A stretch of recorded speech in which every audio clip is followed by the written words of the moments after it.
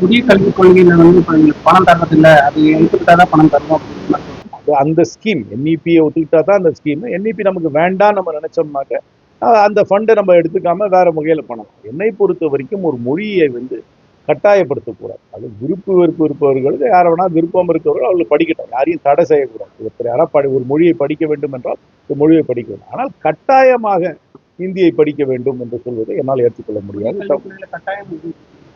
3 language ஃபார்முலான்னு சொல்லும் பொழுதே அதில் தேர்ட் லாங்குவேஜாக அது குறிப்பாக சிபிஎஸ்சி ஸ்கூல் அந்த மாதிரி எல்லா அது 3 லாங்குவேஜ் ஃபார்முலான்னு சொல்லும் பொழுதே அது ஹிந்தியை தான் முன்னிறுத்துறதாக ஒரு மறைமுக ரீதியாக கொண்டு வரதாக நான் கருதுகிறேன். ஹிந்தி வேண்டாம்னு இப்போ இன்னைக்கு இருக்கிற ஸ்டேட் போர்ட் ஸ்கூல்ல நீங்க வேணுமே எந்த லாங்குவேஜ் வேணா எடுக்கலாம். யாரும் ஒன்றும் இன்ஃபேக்ட் தமிழ்நாடு தான் ஒரே ஸ்டேட் தமிழ் கட்டாயம் படிக்காம நீங்க இங்க ஸ்கூல் எக்ஸாம் எழுதி முடிக்கிறது தமிழ்நாடு தான் முடிக்கணும். கர்நாடகாவிலையோ வேற எந்த ஸ்டேட்லயுமே அந்த ஸ்டேட்டோட நேட்டிவ் லாங்குவேஜ் நீங்க படிக்காம ஸ்கூலை முடிக்கவே முடியாது. ஆனால் தமிழ்நாட்டில் தமிழே படிக்காம நீங்க ஸ்கூலை முடிக்கலாம். அது தமிழ்நாட்டில் அந்த வசதி இருக்கு. அதையும் எல்லாரும் மறந்துடுறாங்க. தமிழ்நாடு ஏதோ இந்தியை வெறுக்குதுன்னு நினைக்க வேண்டாம். தமிழ்நாட்டில் தமிழே திணிக்கவே இல்லை. நம்ம அதையோ சாய்ஸாக தான் விடுறோம். நீங்கள் ஒரு ஸ்கூல் சிஸ்டத்தில் நீங்கள் தமிழே படிக்காமல் நீங்கள் 12th ஸ்டாண்டர்ட் எக்ஸாம் முடிச்சுட்டு வரலாம். ஆனால் கர்நாடகாவில் பண்ணவே முடியாது. காலங்காலமாக கூவத்தை தூய்மைப்படுத்த வேண்டும் என்று பல பேர் முயற்சி எடுத்திருக்கிறார்கள்.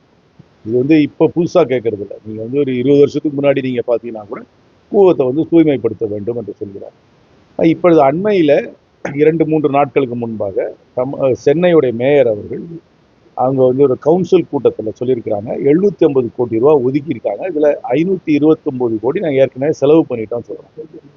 இவ்வளவு காலங்காலமாக அது செலவு பண்ணி அதில் என்ன பயன் இருக்கு, பயன் அடைந்திருக்கிறதா இல்லையா என்பதை நாம் அறிய வேண்டும், பொதுமக்கள் அறிய வேண்டும். அதற்காக ஒரு வெள்ளை அறிக்கை கொடுங்க.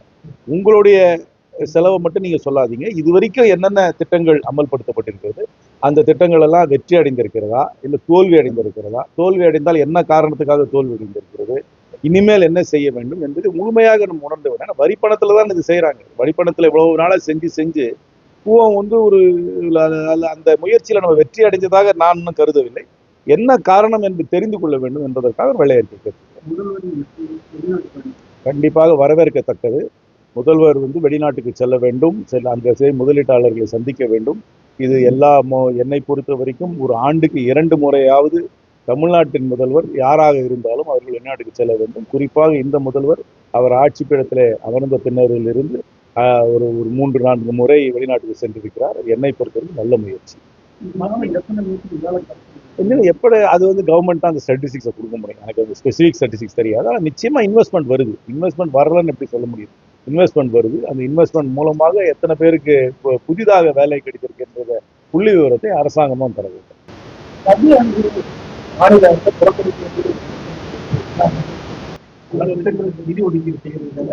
ஜென்ரலா தமிழ்நாட்டுக்கு நிதி ஒதுக்குறதுல கொஞ்சம் பாரபட்சம் கண்டிப்பாக இருக்கிறது. அதுல ஒன்றும் சந்தேகம் கிடையாது.